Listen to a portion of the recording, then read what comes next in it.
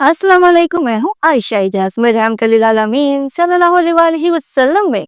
आज की हदीस मुबारक ये है, हज़रत साद बिन अबी वक्कास रज़ियल्लाहु अन्हु से रवायत है।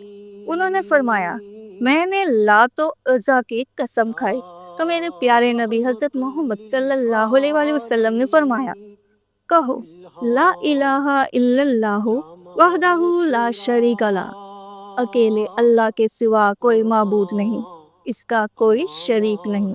फिर बाएं तरफ 3 बार थूक दो और शैतान से अल्लाह की पनाह मांगो और दोबारा ये गलती ना करना।